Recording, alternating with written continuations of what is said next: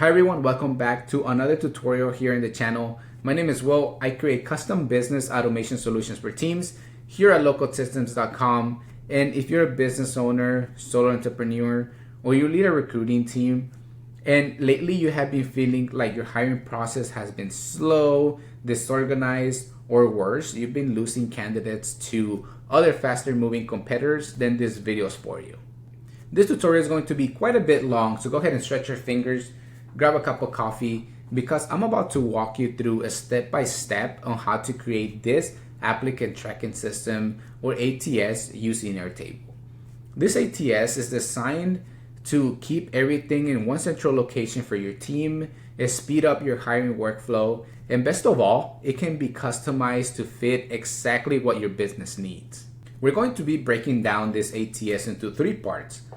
The first one, we're going to be creating the backend, which is going to include all our tables from employees all the way to the hiring flows that are going to be really important later on, because these ones are going to be triggering automations. Secondly, we're going to be implementing automations that are going to be making your team's life easier. And finally, we're going to be creating interfaces. These interfaces are going to be really important for you because you don't want to give your team access to the raw data in the backend, but instead, you want to create these interfaces in Airtable and share them across your team. We're going to be having three different sections of these interfaces. It's going to be one for your recruiting admins. This is where they will be able to add employees, departments, and one for your recruiting team. This is where the actual workflow comes through, from adding candidates, storing all the job postings, applications, interviews, and even feedback. And the last one is going to be for your leadership. This is for them to get an overview of all the stats of your hiring. So it's going to have total open roles, the candidate status, as well as hiring by department, which is going to be really important to them. They don't want to see all the data that your recruiting or admin see, but they just want to see everything in charts so it's easier for the eye to read. Now, if you want to follow along, I'll be posting the table schema on your screen, but I've also created the Excel spreadsheet that has all the table schemas with the field name, field types, as well as notes. And I have put them all in a nice PDF file for you that has all this, including our recruiting process, how you should organize your tables, and the automations, as well as the interfaces. And these are posted over at localsystems.com under the templates section. Go ahead and click the recruitment process, and you can go ahead and download that PDF and follow along. I've also posted another video where I go into full details of what an applicant tracking system is, how it can improve your hiring workflow, what options do you have, and I also do a demo on the ATS that we're creating in this tutorial. So if you haven't watched that video, the link is in the description below, or it will be appearing somewhere on your screen. But without any further ado, let's get started. The first table that we're going to be creating is going to be our employees table. In this table, we're going to store all the information from those employees that are going to be part of the interview process. That includes hiring managers, recruiters, just basically anybody that's going to be interviewing those candidates needs to be in this table. If you're keeping track of that data in an IDP, we can pull some of that information. But if you're keeping track of it in like Google Sheets or Excel, it's even easier because you can just import them from those sheets to Airtable. Let's go ahead and start off by renaming this first table to employees. Click Save. For our primary field, we're going to need to pull in the first name and the last name of that employee. In order to do that, this primary field needs to be a formula type, but first we need to create the next two fields. So let's go ahead and create that. For the first one is going to be a single line of text, and this is where we're going to store the employee's first name. Click Create Field, then let's create the second one for the last name, and this is also going to be a single line of text. Name it last name, create the field, and now that we have these two fields, we can go back to this primary field and edit it. And this is going to be a formula type of field, so make sure that you choose formula, and let's create the formula. First, we're going to be pulling in the first name to leave some space in between first name and last name, so let's add some space. And lastly, let's pull the last name here. Now you're pulling in the first name space last name. Go ahead and create this field. Now, if you add, for example, my name, then it's going to pull in the first name and the last name into our primary field, which is what we want. The next one is going to be a email type of field. So go ahead and add that one, and that's just to store the employee's email. You're also going to need a field to store the job title of that employee, and for that is going to be a single line of text, and go ahead and name it job title and create this field.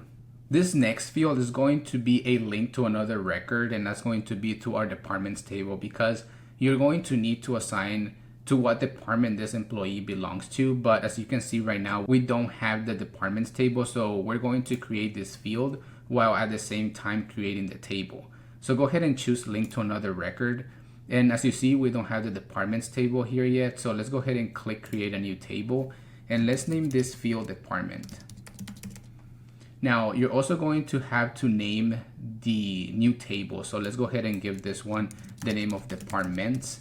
And usually each employee only belongs to one department. So if that's the case for your business, which is the case here at Low Code Systems, go ahead and uncheck allow linking to multiple records and create the field. Now that you have this departments field, as you see, the departments table got created as well. But we want to keep it clean. So let's go ahead and hide this field that got created when we added the field in our employees table. Basically, if you don't know what this is, it's if you go to our employees table, you're going to be able to pull in the department from here. And if you go to the departments table, you're going to be able to see the employees in our employees table. And you can also add employees from here. So this is pretty neat from Airtable. But we're going to hide it because we want to keep it clean and we don't want anybody messing with this field. So go ahead and hide it. Now let's go back to our employees table and let's keep going. The next 4 fields are going to be checkboxes, and these ones are going to be really important when it comes to automations later on. The first one is going to be to see if this employee is going to be involved in hiring. For example, if it's a hiring manager. So go ahead and let's create this field, and this is going to be a checkbox, and let's rename this one to involved in hiring. Create this field. The next field is going to be important because when we start getting candidates and they start applying to different positions, we want to assign a recruiter to those candidates. So it's easier for us to have more control if we create a checkbox. So let's go ahead and create this one, which is also going to be a checkbox, and let's name this one recruiter, ? Let's create the field. So if this employee is a recruiter, you can check it. And like I said, it's going to play an important role later on in other tables, because in other tables we can group to say, hey, only show me the employees that are recruiters. That's why this one is going to be important. Now let's move on to the next 2 fields. There's the same, they're going to be checkboxes. And one is going to be if this person is a hiring manager or if it's going to be available for interview. So let's go ahead and add the first one, which is going to be, is this person a hiring manager? Go ahead and click create field. And the last one is going to be for whether this person is available to be part of interviews. So let's go ahead and select checkbox, and let's name this one available for interviews ? And create this field. And that's it. We're done with our employees table. So now let's go back to our departments table and let's finish this one off. For our departments field is going to be quite simple. We're only going to be needing 2 fields at the moment. One is going to be for department name, and the other one is going to be for the head of that department. So let's go ahead and add the first one, which is going to be our primary field, and this is going to be department name. And make sure that it's a single line of text. Click save. And let's add the second one, and this is going to be a link to another record, and we're going to be linking this one to our employees table. So let's go ahead and give this one the name of head of department. And typically it's only one person that's the head of each department, but depending on your case, if you have multiple managers, then you can go ahead and make sure that this allow linking to multiple records is checked. Otherwise, go ahead and uncheck it. For the purpose of this demo, I'm going to uncheck this one. So go ahead and create this field. Now let's go back to our employees field and make sure that that field that we just created gets hidden, because we don't want anybody messing with it from the employees table. To hide a field in Airtable, all you have to do is click the little drop down and go all the way to the bottom and click hide field. Now you can see the hide field here. If you ever want to toggle it back on, just go ahead and click this one and it's going to put it back into your table. All right, let's go back to our departments table. And that's all what we need for this department's table, only the department name and the head of department. Now let's continue with the next table, which is going to be for our job postings. The purpose of this job posting table is going to be to store all the job postings that you're putting on either Indeed, LinkedIn, or internal job boards. So this is going to serve as a central location for your recruiters to come and enter that information within here. So let's start off with our primary field, and this is going to be the job title. So let's go ahead and make sure that it's a single line of text, and let's name this one job title. Click save. Now your recruiter is going to come into this table and assign to what department this job title belongs to. So we're going to need a field for that, and it's going to be a link to another record, and this is going to be linked to our departments table. So let's go ahead and name it department. Go ahead and uncheck allow linking to multiple records because we only want one department per job title. Create the field. Let's go back to our departments table and let's make sure that that field got hidden. So it did. So let's go back to our job posting table and let's keep going. Next, your recruiter is going to have to assign the hiring manager for this job posting. So we're going to have to create the field for this one, and this is also going to be a link to another record, and we're going to be linking this one to the employees table. So let's go ahead and name this one hiring manager. And usually there's only one hiring manager per job posting. So go ahead and uncheck allow linking to multiple records and go ahead and create this field. Let's go to our employees table and make sure that that field got hidden, and it did, so we're good. Let's go back to our job posting table and let's keep going. Next, we're going to be needing the location of where this job posting is hiring at, whether that's remote, hybrid, in office, or if you have multiple office in different cities, we can add that. This is going to be a single select field, and let's name this one location. So we're going to go ahead and add a few options. So let's add the first one, Denver office. Let's add remote, hybrid, and that's it. So go ahead and create this field. Now your recruiter is going to have to add what type of employment this is, whether that's a contractor, full-time, internship. So we're going to need a field to store that information. And this is also going to be a single select field. So let's go ahead and name this one employment type. I'm not going to add any options. Instead, I'm going to use Omni, which is Airtable's AI, to add those options for me. So let's go ahead and create this field. And let's go to the AI, which is Omni, and let's ask it to do this. So can you please add employment type options to my employment type field in my job posting table? And let's see what it does. All right, let's confirm it and let's see what it adds. Yep, and it did full-time, part-time, contract, temporary, internship. I'm good with that, so I'm going to go ahead and click save, and there you go. The next one is going to be the status of this job posting, whether it's open, filled, or paused. So let's go ahead and select single select for this one as well. And let's name this one status. And let's go ahead and add a few options for this one. So this is going to be open, paused, filled, or closed. And create this field. We're also going to need to keep track of when this job posting was posted. So in order to do that, let's add a date field and let's name it date posted. And let's make sure that we default it to the current date. What this is going to do is whenever your recruiter comes here and adds a new job posting, it's automatically going to default to that date when they added the record. Now we're going to need two more date fields, and that one is going to be for the date that that job posting was filled or closed.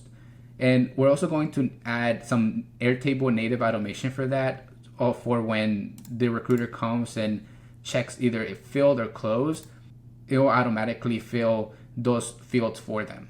So let's go ahead and add the first one, which is going to be date filled. And let's add the second one that's going to be also a date type of field, and this one is going to be date closed.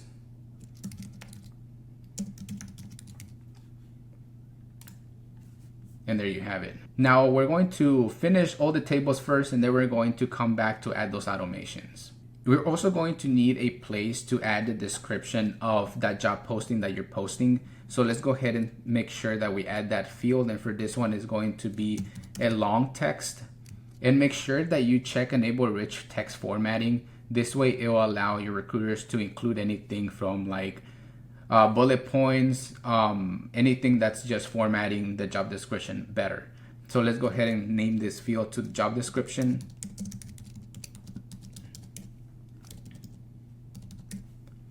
Click save. After you post a job into sites like LinkedIn, Indeed, or internal job posting, it will be nice to keep track of that URL. So we're going to be adding a field for that. So make sure that you select URL and let's name this one ATS link. Go ahead and create the field. And one thing that a lot of businesses struggle is getting the ideal candidates for those positions. So we're going to be adding a field to store a simple candidate resume that the hiring manager is looking for. So whenever you start getting candidates applying to those positions and looking at their resumes, you can open this resume and compare. You can also later on use AI to compare those. So this is going to be pretty useful later on. So let's go ahead and add this field as an attachment.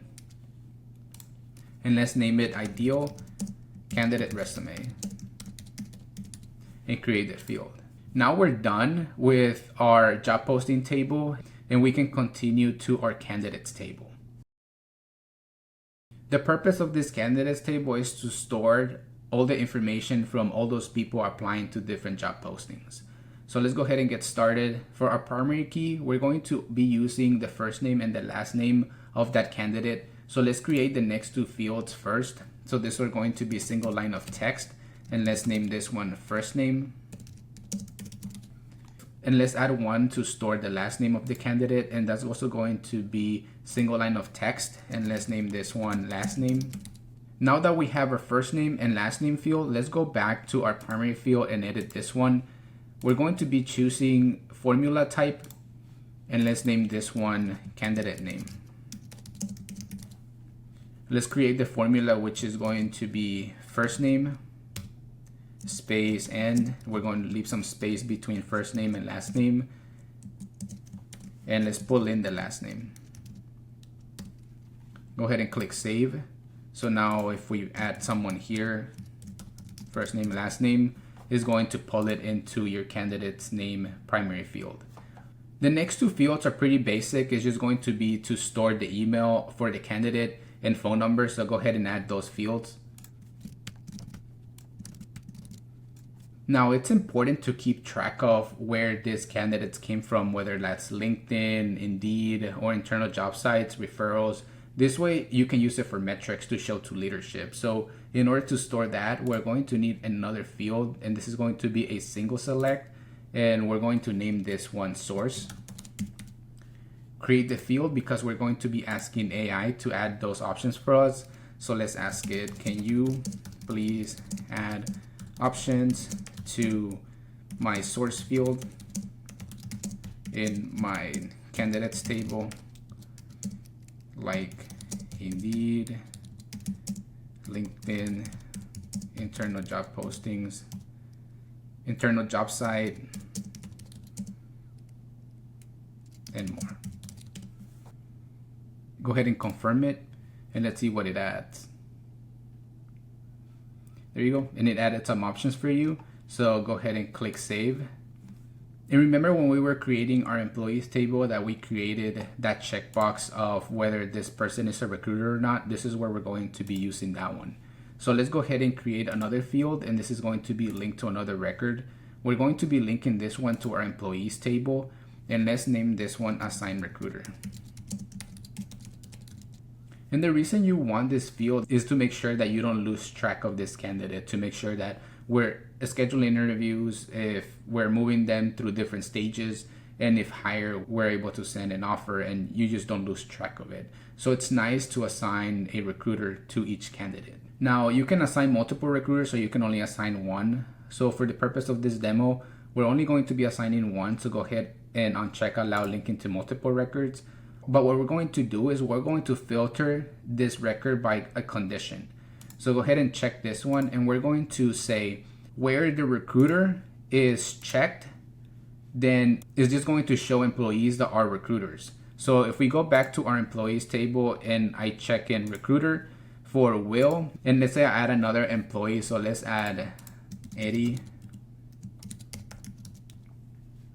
and we don't check it to be a recruiter. Now let's go back to our candidates table, and when we go ahead and choose assign to a recruiter, we're only going to see Will because Eddie is not a recruiter. So this is nice because we can limit it to only show people that meet that certain condition. After you get candidates, we need to add a status for those candidates, whether they're new, whether you're reviewing the applications or resume and moving them through different statuses. So for that one, we're going to need a single select field, and let's name this one status. Go ahead and click save, and let's go ahead and ask Omni to add some options for us. Let's go ahead and say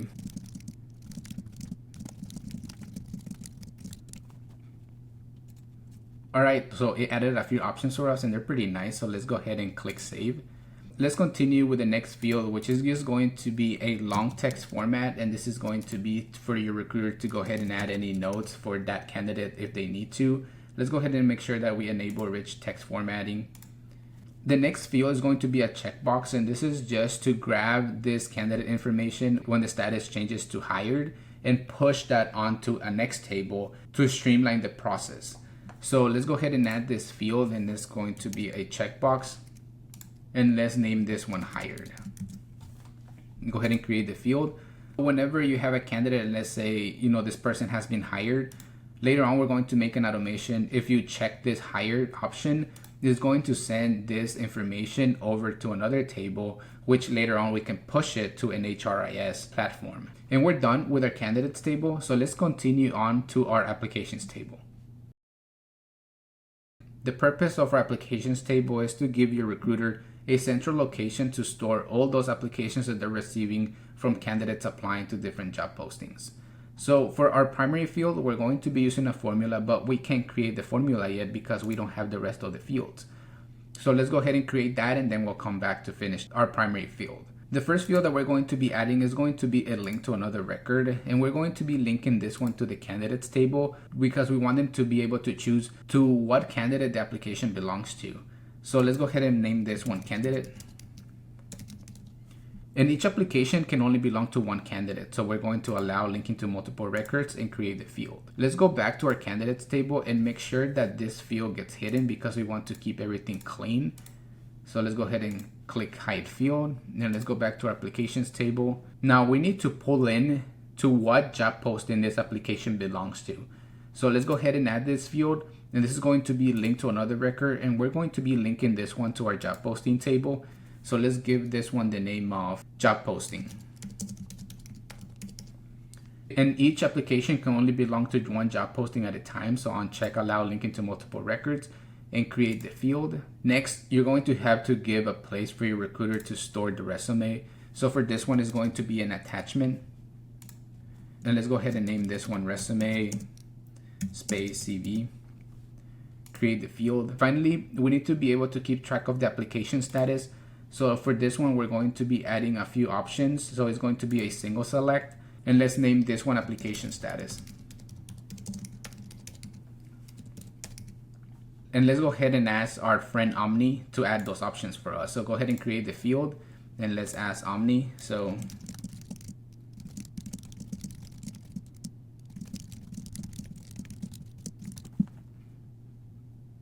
And it added a few options, so that's great. Now let's go ahead and make sure that we set the default to submitted. So every time your recruiter comes in here and enters a new application, it will always default the status to submitted.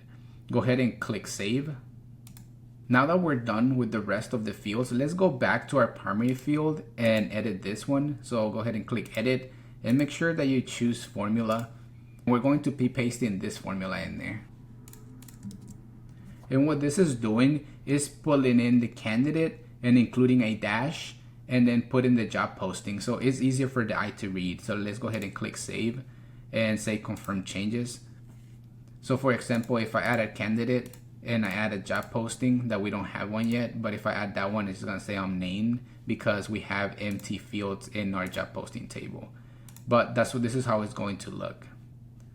And one thing I forgot, it's over our candidates table. whenever a new candidate comes in and your recruiter enters that in, we want the status to be defaulted to new. So let's go ahead and edit the status field, and let's go ahead and set the default to new. Go ahead and click save. Now we're done. And now we can continue on to the next table, which is going to be to keep track of the interviews. The purpose of the interviews table is to give your recruiter a place to be able to schedule interviews with hiring managers and as well as the candidates. Now in this one, later on, we can do a bunch of automations like sending automatic emails to the candidate, to the hiring manager, and at the same time, getting the feedback and storing in a different table. So those are things that are coming up that I'm going to do different videos about. But for now, let's go ahead and continue building this interviews table.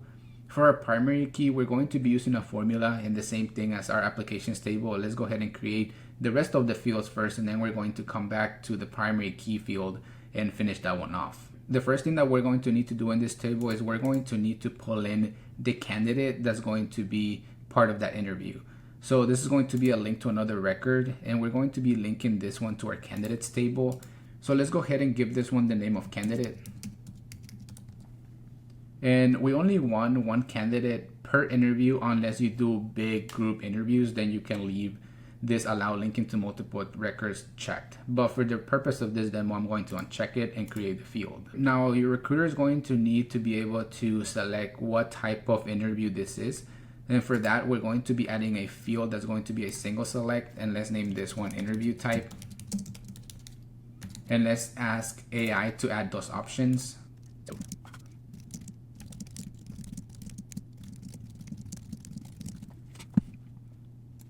All right, and it added a few options. So a phone screen, video interview, on-site interview, technical assessment, final interview, HR interview, manager interview, other.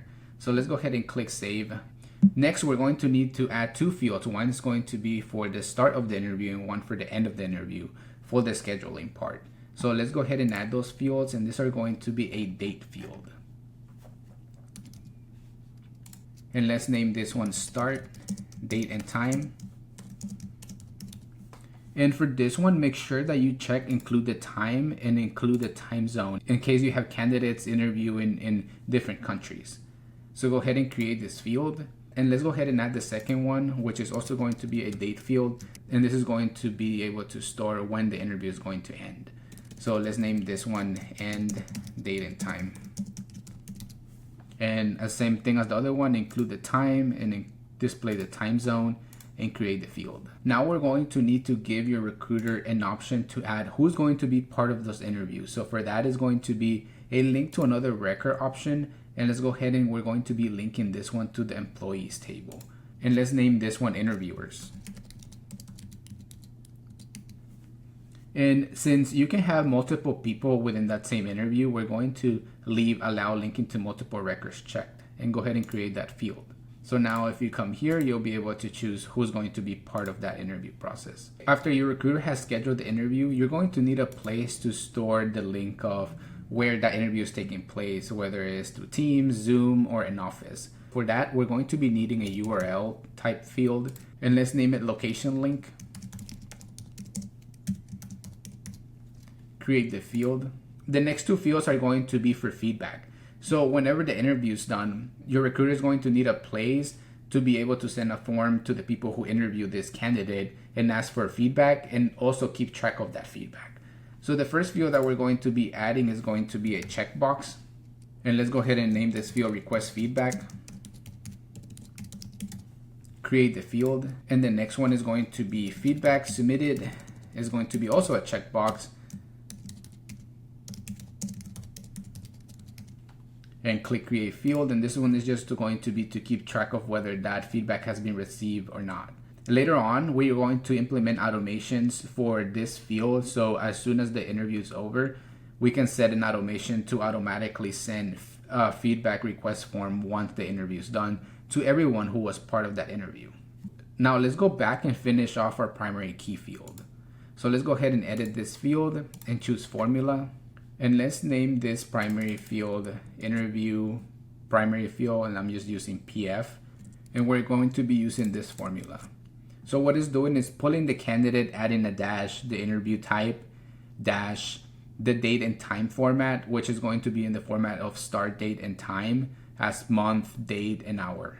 So let's go ahead and click save and say confirm changes.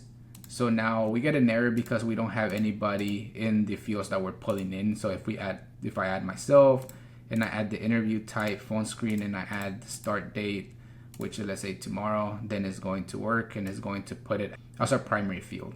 And we're done with our interviews table. So now let's continue and create our feedback table. The purpose of the feedback table is to store all the feedback that you're receiving for those candidates going through interviews. So the same thing as our previous tables, our primary field is going to be a formula. So we're going to build the rest of it first and then go back and finish that one off. So let's start off by pulling in the candidate of whom that feedback belongs to. So it's going to be a link to another record and it's going to be linked to the employees table. And let's name this one candidate. Let's make sure that we don't check allow linking to multiple records because the feedback only belongs to one candidate at a time. Create the field. Next, we're going to need a field for your recruiter to come and select from what round of interview that feedback belongs to. So let's go ahead and add another field, and this is going to be a single select. And let's name this one interview round. And let's go ahead and create the field and ask Omni to add those options for us. So can you please add single select options for in the interview round field in the table, in the feedback table, like phone screen, skill assessment, and more.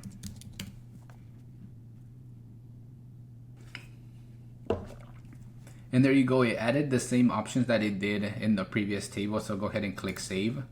The next field is going to be to keep track of the person submitting that feedback. So go ahead and click link to another record and make sure that we're linking that one to our employees table, and let's name this one interviewer. And since you can have multiple interviewers giving the feedback to that same candidate, go ahead and leave this one checked and create the field.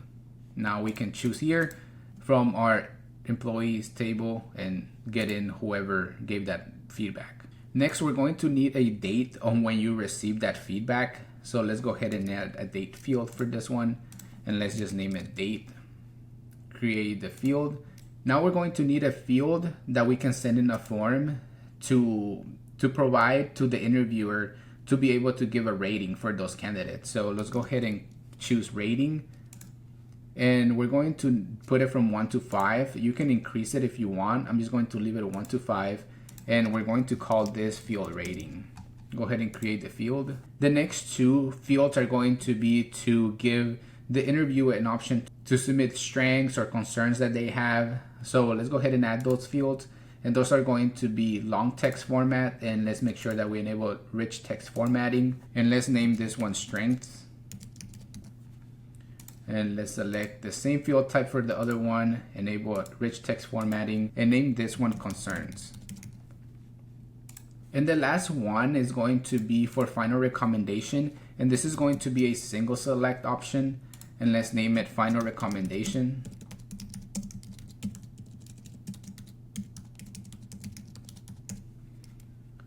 And let's add a few options. So the first one is going to be a strong yes, yes, no, and then strong no.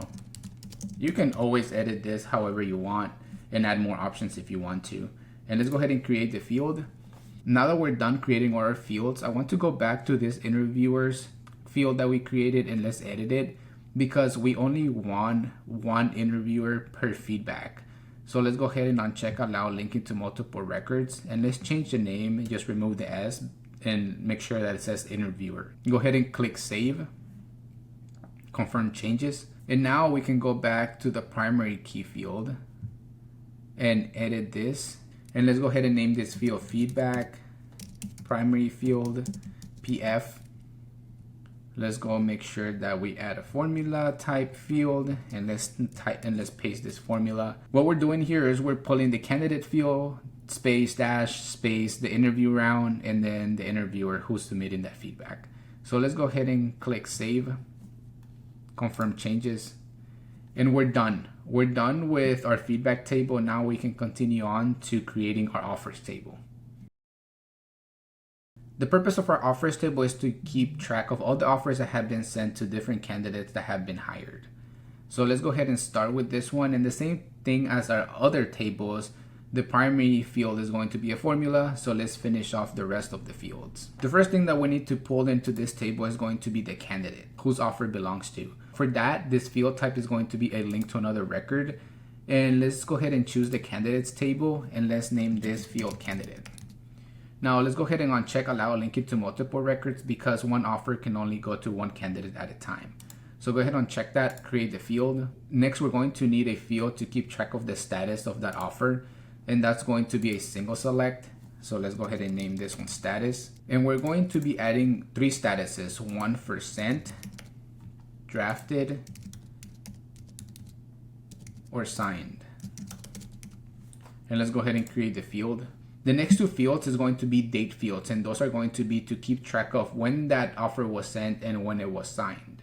We're also going to be implementing an automation here shortly of whenever the status is changed to sent or signed, it will automatically fill in that date for you. So let's go ahead and add those 2 fields. So it's going to be date. So it's going to be date sent. And let's go ahead and create this field, and another one for date signed. And let's go ahead and create the field. Now it's going to be nice to give your recruiter a location to be able to upload that offer letter that was sent. So for that, we're going to be creating an attachment field type, and let's name this one offer doc. Go ahead and create the field. And the last field we're going to be needing is just to give your recruiter some place to be able to place notes. So this is going to be a long text format, and let's just name this one note, create the field. Now that we're done with all our fields, let's go back to our primary field and let's edit this one. This is going to be a formula type. Let's go ahead and give it a name of offers. PF for primary field, and let's paste this formula, which is going to be grabbing the candidates field as well as the offer status. But right now you see how this offer status is not in purple. That means that our status field is not named correctly. So let's go ahead and rename this one to offer status. Click save. Let's go back to our primary field, edited, choose formula, and let's give it the name of offers PF for primary field, and let's paste that formula, and it's going to work now. So you're going the candidate space dash the offer status, click save, go ahead and confirm the change, and there you go. So now that we're done with our offers table, we only got one more table left, and that's going to be for workflows. So let's go ahead and finish that one off. The purpose of the hiring workflow table is the end of the recruiting cycle. So once a candidate has been set to be hired and onboarded, we need to pass that information over to other departments like HRIS, HR, IT, and we need to be able to store that into a table. So let's go ahead and create this table. The primary field is going to be a formula, so let's leave that one for last. The first thing that we need to pull in to this table is going to be the candidate. So let's go ahead and link this one to the candidates table, and let's name this one candidate. Go ahead and uncheck allow linking to multiple records, create the field. Now we need to know the start date of this candidate. When are they starting? So let's go ahead, and this is going to be a date field, and let's go ahead and create the field. We also want to assign an onboarding owner, so just for accountability, to make sure that this candidate is having the best experience when onboarding. So let's go ahead and add another link to another record. We're going to be linking this one to our employees, and let's say this one is going to be named onboarding owner. You can have multiple, and so I'm going to leave allow linking to multiple records checked and create the field. The next 4 fields are going to be checkboxes for automations. The first one is going to be to notify HRIS. So this is going to be a checkbox. And the reason that we're using checkboxes is just to have more control over the data that's being passed on. So let's go ahead and name this one notify HRIS. Create it. So what we're going to do is we're going to be implementing this automation here shortly, but once the candidate changes status to hired, then we're going to grab that candidate and pass all that information over to this table automatically. So the only thing that your recruiter is going to need to come here and do is through a form in the interfaces, check to notify HRIS, to notify the rest of the other teams that are involved in the onboarding process. Typically, part of the onboarding process is going to be HR. So this is going to be a checkbox to notify that a candidate is ready for HR. So notify HR. Go ahead and create this field. Now, the last two is going to be one to notify the hiring manager. That's also going to be a checkbox. So notify hiring manager. Create this one and one more. And this is going to be to notify IT, because it's important for IT to know when you're getting a new hire for them to start creating accounts, getting the equipment ready. So you need that. So let's go ahead and create this field. Now that we're done with all our fields, let's go back to our primary field and edit it. So this is going to be a formula type of field, and we're going to be using this formula, but start date is wrong. So let's go ahead and edit this field and name it start date. Go ahead and click save. And now this formula should work. So what we're doing in this formula, we're grabbing the candidate, adding a dash, the start, date, and time format. Let's go ahead and give this one a name of hiring workflow, primary field, and let's save it. Let's confirm changes. And there you go. Right now we're getting an error because we don't have any information within here. But once we do, for example, if we choose, let's say Monday, then there you go. And we're done creating all our tables. So this has been quite a bit long. So go ahead and grab a cup of coffee or water break. And we're going to move forward to our automation section. We're going to be adding a few automations to some of the tables to make your recruiter's life easier. So let's get started. All right, so it's time to implement a few native Airtable automations. And the reason you want to implement automations within your tables is to keep as much manual work away from your recruiting team, just to give them time so they can focus on what actually matters, and that is getting the right candidates. Now, the first one that we're going to be implementing is going to be on our job posting table. And what we're going to be doing is this status field, if it changes from open to filled, we want to automatically populate the date into the date field. And if it changes to close, we want to do the same thing. Now, if that status changes back to paused or open, we want to empty the date filled and the date closed. So let's go ahead and start that automation. The first thing that we want to add is we want to add a trigger. So we want to say when a record matches a starting condition. So for this table is we're going to be working in our job posting table. So we want to set our condition to say when the status changes to filled, then we want to run this automation. Now we want to add an action. So go ahead and click advanced logic or action, and we want to update a record because we want to be updating the date filled field. Here, let's go ahead and give it a short description, and that's going to be update date filled. Now let's select the table that we want this automation to update the record in. So we're working on the job posting table. Go ahead and select that one, and we have to select the record ID. And for this one, you're going to be select the Airtable record ID. Now the next step, next we need to select the field that we want to update. So go ahead and click choose field, and we want to update the date filled. Now what you want to do is you want to change this to dynamic. It's set as static, and if you leave it like this, then it's not going to do anything. You'll have to set up a default date, but that's not what we want to happen. We just want it to update when the status changes. So let's go ahead and select dynamic, and click the little plus sign, and we're going to be selecting a specific time, and let's select actual runtime. And what this is going to do is whenever you change the status to filled, it will trigger this automation and it will grab that date and set it as the value in your job posting date filled field. What we can do is to test the automation, you can say create preview and run tests. We don't have a record yet, so let's go ahead and add some data into it, and let's add some data here. So let's change this status to filled, and let's go back to our automations and let's run it now. So now it detected that there's a record that status is set to filled. So if we select the record, it's going to test it for us and is going to put in the date filled, which is today's date. Now let's say we turn this automation on, and let's test the automation and select the record. Right, we select it and let's run it.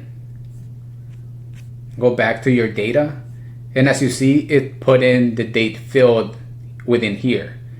Let's say we put this one to filled as well, and it's going to run and it's going to give you the date. So let's go ahead and do the same thing for the date closed. So go ahead and create a new automation, add a triggered when the record matches a certain condition. And let's select the job posting table, and let's add our condition when the status is set to closed. Now let's go ahead and add an action, and that's going to be updating the record. Let's give this a description. So let's set this description as date close update. Now we want to choose the table, the same thing as the previous one, where the action will be running, and that's going to be on our job posting. Let's go ahead and check the record, Airtable record ID, and let's select the field that we want updated, and that's going to be our date close field. And let's change this to dynamic, and let's go back to our data and change some of those values to closed. So let's change this one. Go back to your automations, and now let's go ahead and test generate the preview, run tests. It detected the record, so it's working. So let's go ahead and select it, and there you go. It says that it updated it. Now close this out, and let's test this automation, select the record, and let's run it. All right, let's go back to our data, and something went wrong, and let's check what went wrong within here. So let's go back to our updated job posting record date close. Oh, what we missed here is updating that field. So let's go here and select specific time and the actual run time. Now let's run this test, and it should work. So let's go ahead and select the record, run the automation, go back to your data, and I'll do this later. And there you go. It sets the date close for you. So go back to your automation and let's turn it on. By the way, you can also name this automations. So let's go ahead and give this automation the name of set date filled if status changes to filled. Let's name the second one too. So set date close if status changes to close. And it's just easier to see what automation is what. Now that we have this automations working, let's test one more to make sure that the close one is working, and it takes a bit. There you go. So now that we know this one's working, what if the recruiter comes and changes this back to paused, open, or empty, or even filled? We want to empty this date close. So let's go back to our automations and let's create that one. So let's go ahead and add a new automation. Go ahead and add a trigger, and we want to say when a record matches a certain condition. This is going to be on our job posting table.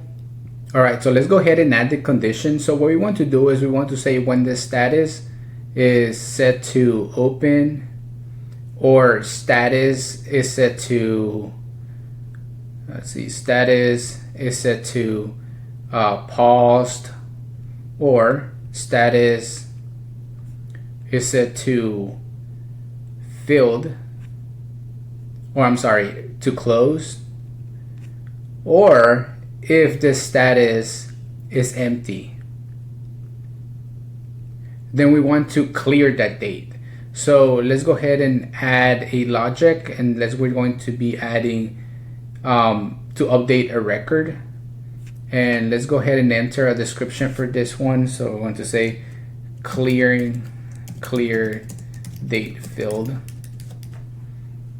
And let's go to the table and select our job posting table.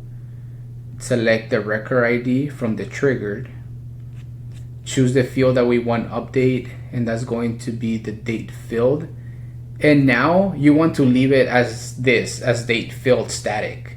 And let's go ahead and run this. Let's go ahead and just generate a preview to make sure that it's working. Run a test, and you will see you have a few options here. So let's go ahead and select this one and test in progress, right? And it should clear the date. So let's actually run this test automation and let's see if it works. So let's go run it within here. All right, now let's go to our data, and I'll do this later. And let's go see. It seems like it didn't work, so let's change this to open. And it actually didn't clear. So let's go back to our automations and see what's, oh, I don't have this on. But let me turn it on and see if actually, I don't think it worked. Let's go back to our date field. Let's get out of this test automation. And let's see, let's check our condition to make sure it's good. Open, pause, close, or empty. And let's go back to update record. This is job postings table. We're gonna get the Airtable record ID. It should work. So let's turn this automation on, and let's go back to our data and see if it clears. So let's change this one to open, and there you go, it clears. So it is actually working. So let's go back and set it back to filled, and there you go. And if we change it to close, we should take it out. Yep, there you go, and it updates the date close actually. So it's pretty cool. And let's add the fourth automation, and that's going to be to clear in case the status changes from close to any of the other statuses. So let's go ahead and create it. So what we can do is actually duplicate it, but let's just start from scratch. So let's create a new, actually let's give this one the name first. So we're going to be name it clear date filled if status changes. Let's add the other one and create new automation. Let's give it a name of clear date closed if status changes. Now let's add a trigger, and when record matches a certain condition, let's select the job posting table and let's add the condition. So when the status is either filled or closed or paused, let's add another one, is open, or it's empty, or the status is emptied, we want to clear the date. So now let's go ahead and add an action and want to update our record. So we're going to be clearing date closed, and let's select the job posting table. Let's go ahead and get the Airtable record and add the fields that we're going to be updating, which is the date closed, and let's leave it as static. Go ahead and generate the preview, run tests. So it is working. All right, so let's go ahead and turn this one on and let's see if it works. So let's go to our data and let's change this close to open, and there you go, it cleared it. And if we let's say we set it back to closed and then we set it back to filled, then it should work. Yep, there you go. So if we empty it, it's going to clear all the date. So Let's clear this one as well. Sometimes it takes a bit. So this one wasn't active when I ran it, so that's why it's not clearing it. So I'm just clear by like manually. But if we change it back to closed, right, and we change it to open, it should clear it now. There you go.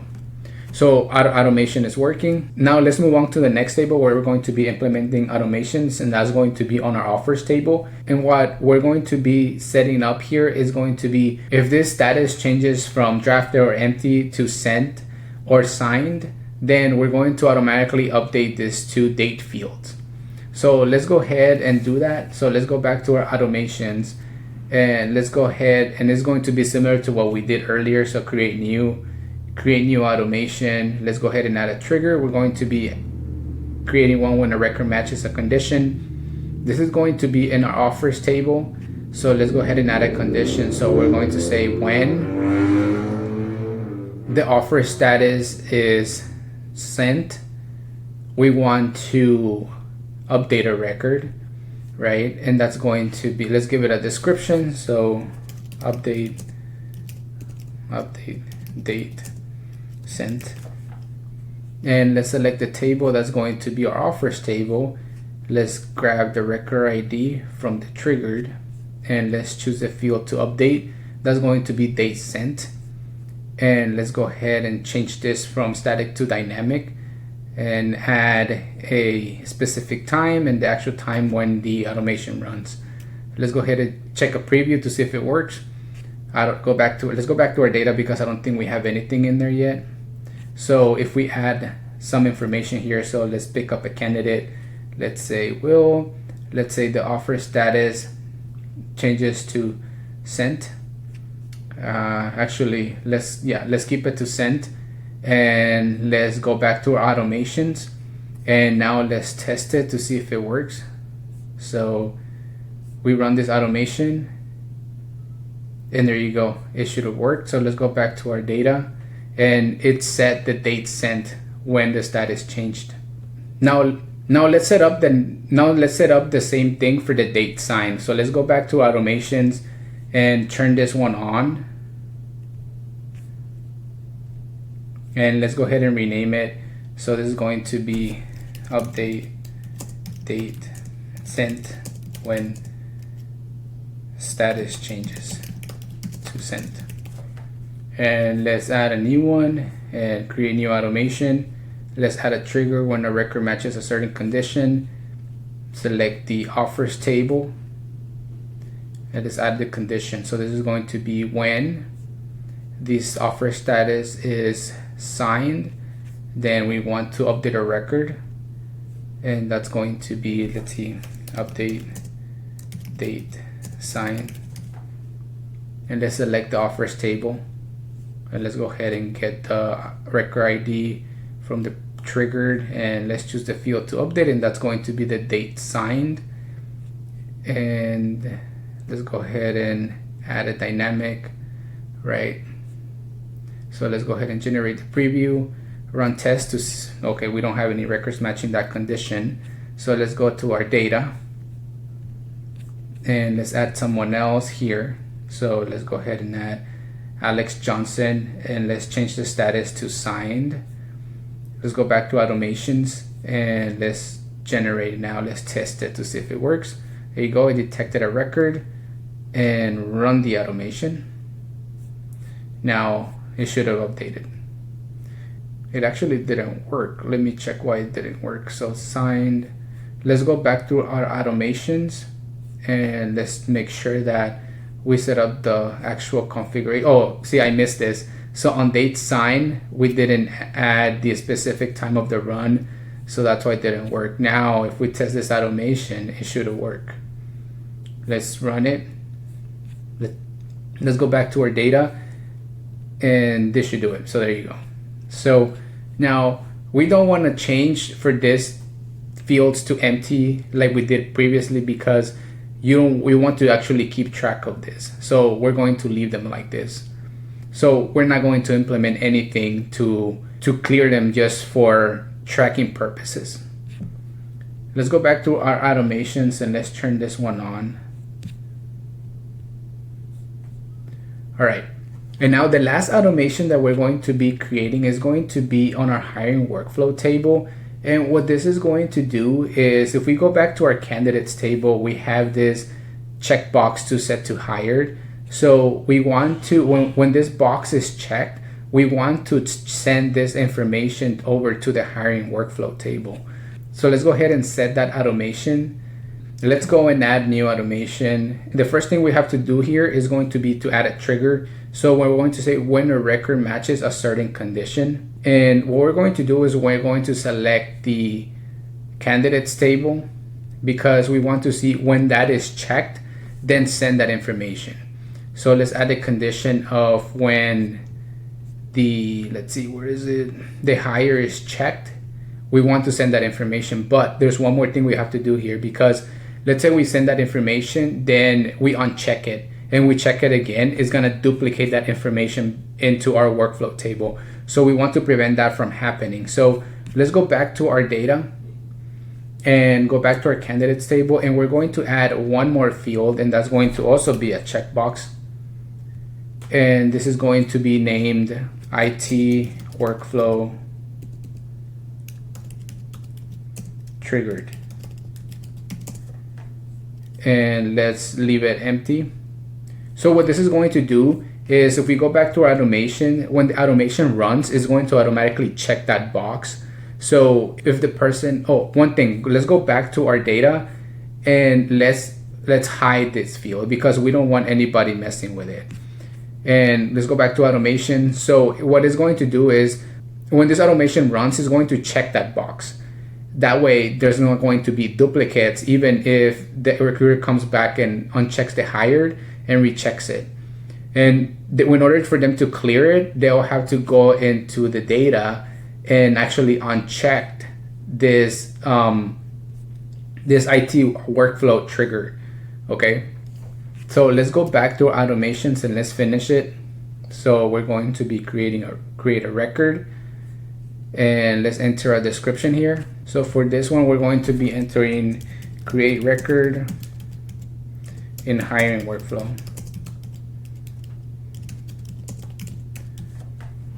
And we're going to be getting it from our hiring workflow. We're going to be choosing the field, and let's go ahead and choose the candidate. And the one that we're going to be targeting is going to be the candidate name, which is this one. All right, and remember that we need to check that box when the automation runs. So we have to add another one, and this is going to be an action. This is going to be to update the record. So for this one, we're going to be naming it IT workflow triggered. And let's select the table that's going to be on our candidates table. And let's add a ID from the triggered Airtable record ID. And let's choose the field that we want to update, and that's going to be our IT workflow, which is right here, and then we want to check this. So now we're finished with the automation. So let's generate a preview, and let's see if it works. So there you go, it detected a few, so let's run it. Yep, and it worked, it exported it. So let's turn this one on. And let's name the previous one either. So let's say this one's going to be update date sign. And let's name this one too. This is going to be if candidate is higher, send to workflow table. And let's go to our data. And well, let's go back to our hiring workflow first, and there's nothing in there. So actually, let's go back to our automations and trigger it. So let's make sure to select the record and run the automation, and let's see if it works. So let's go back to our data and our workflow, and as you see, it passed it. The reason we have an error is because this is a formula and we don't have the start date yet, but if we set it to tomorrow, it's going to update it. So this is pretty cool. We grabbed the data from the candidates table and automatically sent it to our hiring workflow table when the recruiter checks the hire checkbox. So let's see, we uncheck this one and we check it back on, then it shouldn't create a duplicate. It didn't. So actually it did. Oh, I know why it did. It's because the first time it wasn't triggered. So let's go ahead and uncheck it and recheck it. It shouldn't give us a duplicate now. It's actually doing it. So let me check the automation. So let's go back, test this automation. So let's see why it's doing it. I found it. I know why. I know the error is because we missed it in the condition. So we forgot to add and. So let's say and the IT workflow is checked, is empty. So as long as it's empty, it's gonna run. But if it's checked, it's not. So that's why it wasn't working. So let's hit update. Let's go back to our data and candidates table, and let's just delete this one just to make sure it's working. So go ahead and delete it. Delete all records selected, and let's go to our candidates table. So let's uncheck hired and let's recheck it, and now it shouldn't create a duplicate, and it didn't. That's because it checked. So it checked it the first time, and then when it tried to run the automation again, it said, okay, it's already checked, I'm not gonna run again. It failed. So that's what we needed. All right, so let's hide this one again, and that's it. We're done implementing the automations, and now we're ready to go ahead and create the interfaces. All right, so this is the last step to this tutorial, and this is creating the interfaces. And the reason you want to create interfaces is because you don't want your team messing with the raw data and mess up the integrity of it. But instead, you want to control the quality of data that goes into those tables. And you can do that by creating these interfaces. So we're going to start off by creating the first part, and that's going to be for your admins. That's going to be for them to be able to add employees that are going to be part of the interviews and departments. So let's go ahead and build it ourselves and build an interface. Let's go ahead and name this one. Is going to be recruiting admin doc. Click next. Now the first one we're going to be adding is going to be a record view, and this is going to be for our employees. So let's go ahead and click next and select what we want to make available. That's going to be a department, if it's involving hiring, recruiter, hiring manager, available for interview, and click next. Let's name this is going to be employee directory. Click next. And there you go, it created it for us. And the first thing that we want to do is we want to select add record through a form. And what this is going to do is going to create this little plus sign button where people can come and enter data within this employee form. So let's add a short description. So I set it to fill out these fields below to enter a new employee. So it's going to have to enter the first name, last name, email, job title, department, if it's involving hiring, recruiting, hiring manager, or available for interview. And we want to make a few fields required. So what we want to do is we want to check this required field, and we want to do that for our first name, last name. Let's go ahead and do it for email, job title, department. And for the last four, we don't want to do that. So let's go ahead, employee. So we're going to change this one to add a new employee. Go ahead. The next thing that we want to do is we want to make sure that since they're admins, they can edit this record. So for that, all you have to do is permissions. Instead of view only, click editable. Click confirm. And they'll be able to come in here and make changes to the first name, last name, email, and make whatever edits they need to. Next, what we want to do is we want to add a button within this form. So let's go ahead and click out of there and add a new button. Let's go ahead and configure it. And what we want to do is we want to make the action to delete record. So if they need to delete an employee from the table, they can do so within here. So let's already delete employee. Let's make sure that required confirmation is checked. So it's going to say, are you sure? This will delete the record, and after this has been deleted, it's going to give them a confirmation. You can select the color. We can leave it as red. So let's say we want to delete this employee. It's going to give us, if we delete it, it's going to take it off the database. So we want to make sure that the people who have access to this are admins.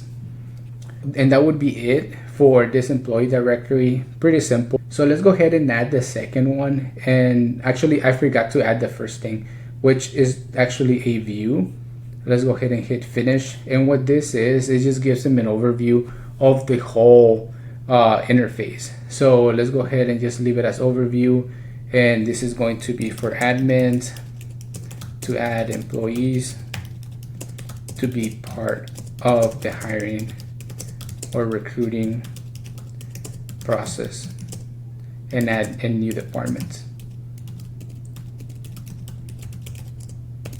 All right, and we want to get rid of this one. You can leave this if you have any external resources that they can check, like if you have knowledge base that you can attach here for them to see how to use this, etc.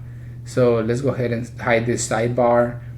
And from here is going to be recruiting admin doc, and I'm just going to name this one quick access. We have the employee directory already, which got created, and let's move this one to the top. Let's create a second one, and this is going to be for them to enter departments, and then we're going to set this one as a list. Let's select the table, so it's going to be departments table. Click finish. So now what we want to do is we want to make sure that we hide a few fields because we don't want to leave them all for them to view. So go ahead and click the fields, and we're going to hide the employees field as well as the job posting field, and we're only going to leave the department name and the head of department. Now the next thing you want to go ahead and do here is let's select this and make sure that you allow users to open the records, right? So this way they can open the record and see what's going on. Actually, let's go ahead and remove that access. We don't want them to look into the record. All we want them to do is be able to update within here. So let's go ahead and add a form where they can enter new departments. So go ahead and make sure that you check out records through a form, and it's going to add a form within here where you can check, and your admins are going to be able to come in here and add new departments. So let's change this one to add new department. Let's go ahead and give it a description. So fill the fields below to add a new department. And let's make sure that we select the department name and the head of department. We don't want them to see the employee, so let's remove that one. Let's remove the job postings. So now they can just come in here and add a new record. We can also change the name of this button. So let's go ahead and change it to add department. Okay. Now we want to allow them to edit the records from here. So what we can do is hit edit records in line and make sure that this is on, and they'll be able to just come in here and make edits if they need to. Let's go back to our overview and add that button. So let's go ahead and add another bookmark, and that's going to be for departments. And let's say we check this, is going to automatically take us to the employee directory, or if we check the departments, it's going to take them to our departments list. Actually, let's allow your admins to be able to open the records because we want them to be able to delete it if they need to. So let's go ahead and add a button here. So add a button action, edit it, and we're going to be changing this one to delete record, and it's going to just say delete record. Are you sure? Is going to delete it from the back end, right? So let's just hide a few fields in here. So let's go ahead and take the job postings off. So we're going to remove it, and let's go ahead and remove the employees as well in that department. And we just want the head of department in there. Now, one thing you can do is you can click the revision history, and this way you can track everything that has been, every change that has been made within this record, and this way you can tell who made what the changes. Also, make sure you leave the add comments on, that this way they can add comments if they need to. that's going to be it for our recruiting admin. That's the overview, the employee directory, and departments. Now let's go ahead and add the ones that's going to be for your recruiters, and that's going to be the recruiting doc overview. So let's go ahead and add another interface, and let's name this one. This one we're going to select the little people icon. Where is it? There should be like a little person icon somewhere. Here it is. All right, so let's go ahead and click next. And we're going to start off with the overview. So we're going to add that one at the end. So let's go ahead and update the name on this one. It's going to be rename, and let's rename it to recruiting doc overview. And the first one is going to be an overview page. So let's actually, this one got created because we created the interface section, but let's go ahead and add the first one, which is going to be the candidates. So this is where we're going to be targeting the candidates table, and this is going to be a list. Go ahead and click next. Let's go ahead and select the candidates table and click finish. Now we can see all the candidates that are in our candidates table in the backend, but like I said, right, we want to prevent people from making changes directly into the raw data. We want them to do it through forms. So the first thing that we want to do here is we want to add a button for them to enter new records. So let's go ahead and add records through a form. Make sure this is selected, and let's add a candidate, and let's make sure that we edit this form. So let's say add a new candidate. Let's add a description to filled all the fields below to enter a new candidate. Let's make sure that we select the first name, last name, and all this: first name, last name, email, phone, source, and the assigned recruiter. The assigned recruiter, we don't have to make it required, but this first 5 we do. So let's make sure that we set the require as field. So go ahead and do that.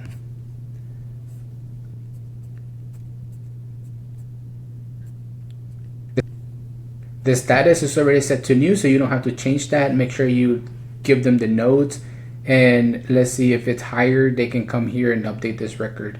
So that would be it for this one. One thing, you can change the background if you want. So you can just say show background color, and it'll show the background of it. So it's pretty nice. You can also change where the labels, what the field labels are. So you can put it on the side, or you can put them on top. I like them on top, so I'm just gonna leave it like that. Now go ahead and exit the form. So this is going to be add a new candidate. So I'm going to change the name to add new candidate. All right, so the next thing we want to do is that we want to make sure that they can edit the records in line. So go ahead and make sure you check edit records in line. This way they can go ahead and make the changes within here if they need to. Now, the next one that we want to do is we want to make sure that we give them a way to delete records. So go ahead and click into record details. And when we have to have add a button here. So one, go ahead and enable revision history so you can keep track of what has been happening within this record. And let's add the delete button. So go ahead and edit it. And let's make sure that we select delete record. And it's going to be delete candidate. It's going to give them a confirmation, and whenever they delete this, it's going to delete it from the back end. So that would be it for this form, and they will be able to see the first name, last name, email, etc. So let's exit out of this, and they can make edits within here if they need to. So this is pretty nice. So one thing that we need to add is we need to add some more fields, and that's going to be here. So go ahead and click the little gear icon within the field section, and let's make sure that we let them see the hired checkbox, because we want them to be able to check this if the person has been hired. Okay, so we can create another view. Well, you can do it within here, and let's give them access to them to uncheck the IT workflow triggered in case they messed up and accidentally checked the hire and it ran. so they can run it again. One thing that you want to do here is let's go back and click the whole interface, and we want to give them an option to add a new tab. Well, we're going to add the new tab. So one is going to be for all candidates, but let's create this one where we sort it. So we're going to filter this one, and we're going to filter where the status is set to new, right? So this way they have one where they can see all the new candidates that come in, and they don't have to sort them through. So let's change the name of this one to new candidate, so they can see, they can have that view in there, and then all candidates. So let's go to fields visible, and let's make sure that we also let them see the status, the source, the phone, the notes. We want them to be able to see all that information, and you can change them however you want. So let's say we want to see the phone first, so we can just move it to the top: email, phone, source, status. So we can just move all this top.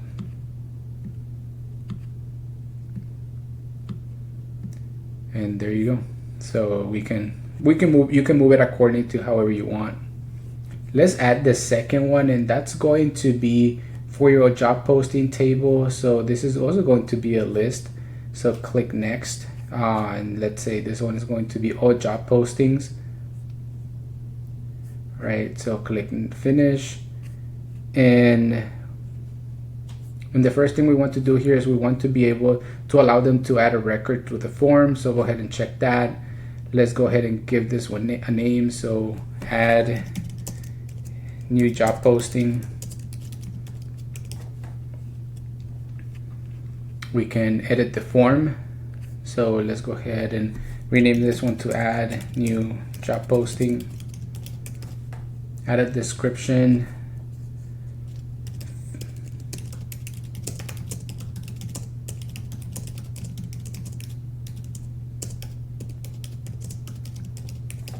We're going to be able to enter the title, and this is going to be a required field. The same thing for the next two, department and hiring manager. The location,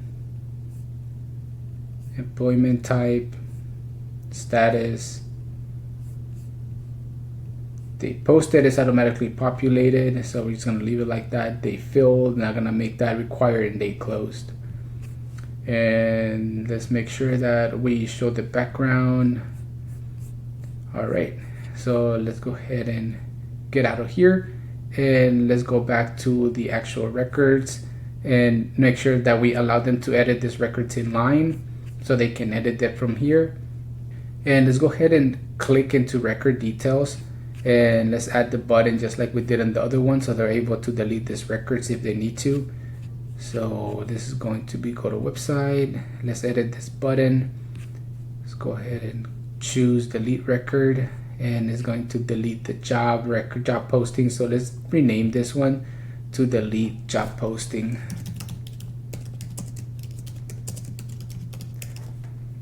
Okay, now they'll be able to just delete it if they need to. And let's see, they can see the department, hiring manager, the location, employee type, status, date posted, date filled, date closed, the job description, and the ATS link. Let's make sure that one thing you need to make sure that you do is make sure you check the revision history so you can see what changes have been made. Go ahead and close this.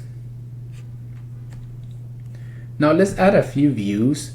So let's go ahead and click on the overall interface and add this little tab option, and let's name this one. This is going to be for active job postings. We're going to be filtering this one where the status is active, where it's opened actually. So this is going to filter by the open status. And let's go ahead and come in here and edit how many fields we want to show. So right now it's only showing a few, so we want to make sure that we show the date closed, date filled, date posted, the ATS link, employment type, ideal resume, job description, and the status. So let's move this status to the top. So we're gonna put it within here, and there you go. So let's go back to all job postings. This is going to show all the job postings. So we can add another one. For example, we can go here and add another tab, and this is going to be for paused job openings, not paused job posting, sorry. And it's going to get filtered by paused, so status is set to paused. It's going to give all the job posting that had been paused. Now that would be it. So you can see the active ones, pause, all jobs. So it's pretty nice to create these views. Now let's go ahead and create a new one, and this is going to be a list as well, and this is going to be for our applications. So go ahead and finish this one, and the same thing as the other one. The first thing we need to do is make sure they can add records through a form. Click the application, and let's go ahead and edit the form. So let's go ahead, add new applications. Let's add a description, fill all fields below, and let's make sure that this candidate, it's a required field, as well as the job postings that their application is for. The resume, not, because maybe they might not have resume, we're not going to make that required, and the application status as submitted or not. So that would be it. Actually, let's change the background of this one and go ahead and exit out here. Next thing is we want to make sure that they can edit the records in line, and let's see what fields are available to them. So let's make sure that we switch this application status to on. Now we want to make sure that they are able to click into the record details, because they can delete it if they delete some records if they want to. So let's go ahead and edit this one, and this is going to be to delete record, delete application, and that would be, make sure that you actually add the revision history, and that would be it within here. So pretty simple. You have the name of the application, the name of who's applying to that application, the candidate, the job posting, the resume, application status. Okay, so the next one, this one is actually be really useful, and this is going to be a calendar view. So go ahead and click next, and this is going to be for our interviews. Go ahead and click finish, and this is where they're going to be able to come and actually schedule new interviews. So what we want to do here is, first we want to make sure that they're able to schedule a new interview through a form. So make sure we add that. So add record, let's going to say scheduled interview, and add a description.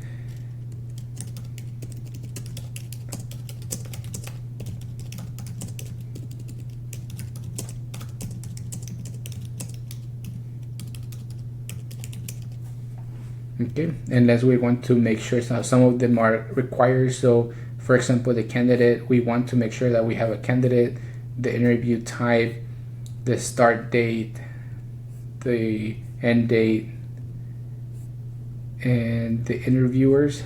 We want to see who's interviewing.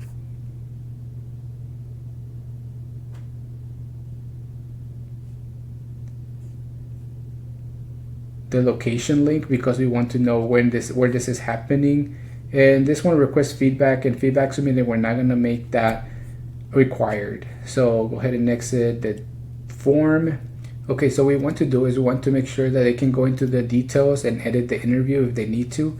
So for this one, we want to make sure that this is editable, because they can go ahead and edit some of the fields within here for the interview.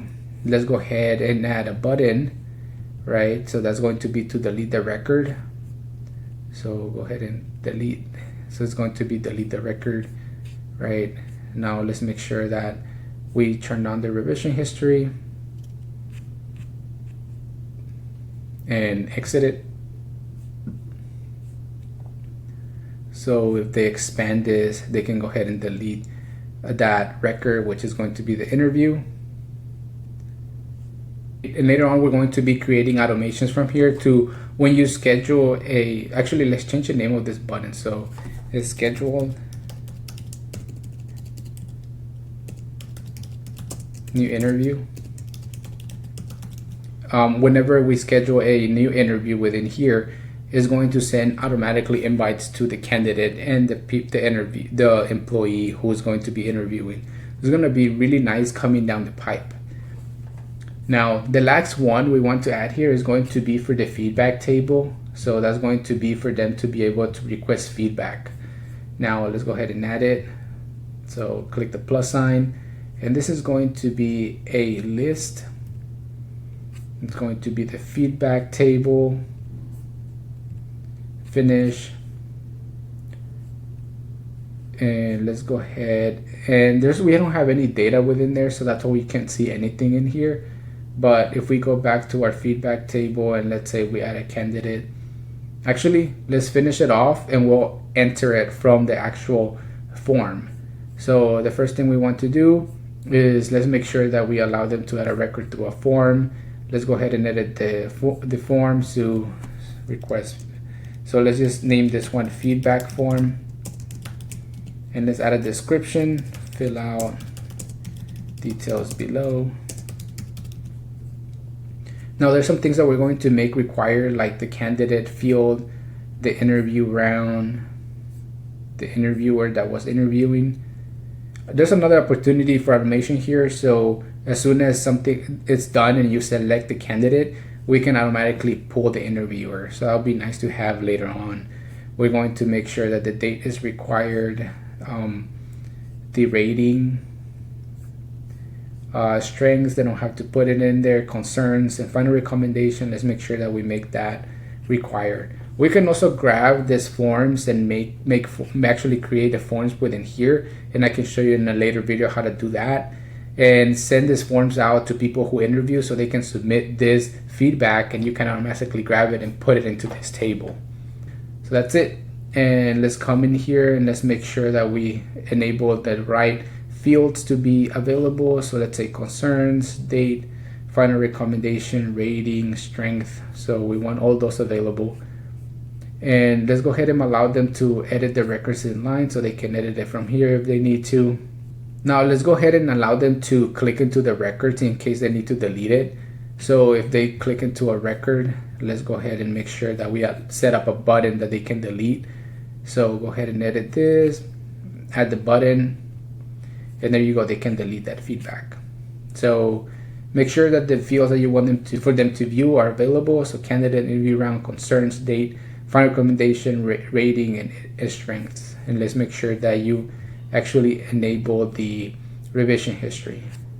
All right, so now the last part of the interface is going to add the leadership overview. And so let's go ahead and create a new interface, and let's name this one leadership overview. And let's select this icon of the metrics, click next. Go back, these are going to be dashboard. So this, make sure you select dashboard and click next. So this is going to be for the job postings. Let's go ahead and create finish. Oh, one thing that we forgot to add in our recruiting doc is the overview page. So let's make sure that we go back in here and let's add a new page. And this is going to be our overview page. Go ahead and click next. And there you go, it added all the buttons. So let's go ahead and remove this sidebar because we don't need it. And we have one for employees, candidates, job postings, applications. Let's add one for the applications. So that's going to be applications. And add another bookmark for interviews, one for the feedback, and then one more for the overview. No, actually that will be it. And let's move this overview to the top. And this is overview, so this is going to be quick access. And you can give it a short description of what this page is for. You can do that for each one. So let's go back to the overview dashboard, and let's edit it. So the first one here, what we want to do is we want to add more counters. So let's go ahead and click the little corner of it and click the plus sign, and let's add 2 more of these numbers. And then this is going to be for the total open roles. So this is, let's rename this one to total open roles. And this is going to be to show your leadership the total open roles that you have currently. So let's rename this one to total open roles. And let's rename this one to total filled roles.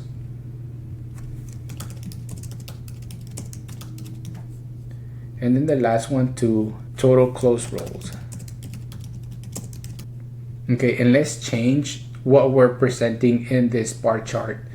So the first thing is not going to be location, is going to be the status. So we want to see how many roles are open and how many have been filled, right? Let's go back to this counter, and we're going to be adding a filter here. So we're going to add a condition where the status is set to open, and then we want to do another one for where total filled roles. So it's going to be where the status is filled, and one more for the total closed roles. So this is going to be where the status is set to close. So go ahead and select closed, right? It's going, so right now we have 0. So that's the first metrics that we're going to be adding. Now we're going to be adding candidates by status. And let's go ahead and delete this pivot table. We don't need it.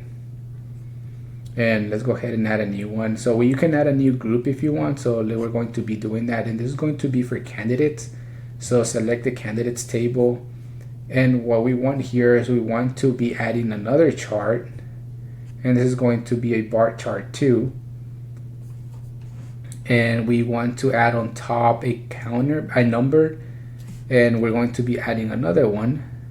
So this one is going to be, go ahead, I'll do this later, going to be for new candidate. And let's go ahead and filter this one. So let's say where the status is set to new, right? It's going to represent those there. Let's add another one to, and this one is going to be for candidates hired. Let's go ahead and add a filter for this one, a condition. So this is going to be where the status is hired, right? And let's change this bar chart. So we want to represent the status. So on this x-axis, we're going to change the field to status. In this way, you can see who's interviewing, so how many are interviewing, how many are reviewing, offered, hired, and rejected.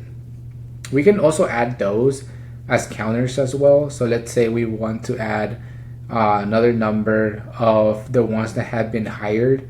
All we have to do is change the name.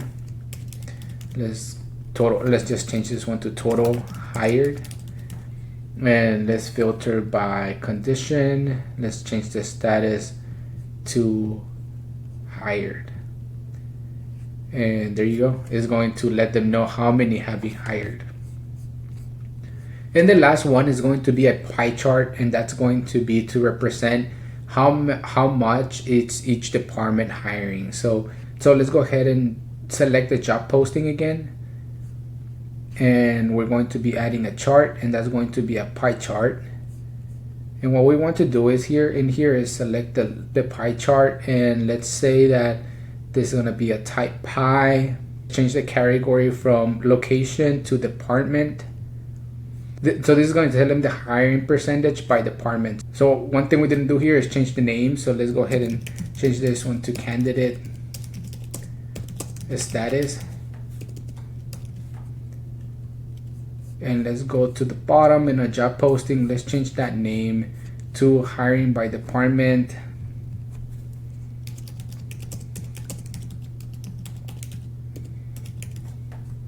You can add a description if you want. So they're gonna say hiring percentage by department. And that would be it. You're done. And we're done. We're done with all the dashboards, which is pretty nice to have. You have this for your leadership, you have your recruiting doc for your recruiting team, and you have your recruiting admin for your admins in your team. And this is really nice because this controls the quality of data that's going into your tables, and you keep everyone away from messing up with that raw data. So that's it. And let's say preview it from here. So actually one thing that, actually no, this one is just one, so we're not going to add an overview. But that would be it. So you have your admin doc to enter employees. You can just go ahead and add a new one, right? Go into department. Here in your recruiting doc, you can show in the overview, they can switch between pages. They can see the employees that are available for interviews. You can enter new candidates that are coming through those links.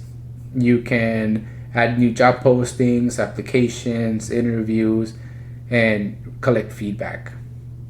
You can also show them the dashboard for your leadership.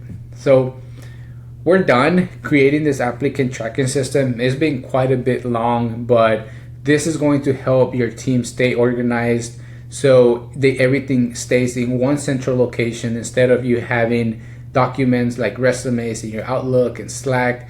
And this is just consuming your recruiter's time, and most likely you can be losing top candidates. So I hope that this tutorial can help you. And if you have any questions, you can drop them in the comments. I know it's a long tutorial, but if you have any sort of questions, go ahead and drop them in the comments, or you can reach out to me at localsystems.com. We'll be happy to answer your questions or help you in any way that we can. My name is Will. I really appreciate you for watching, and I'll see you in the next one.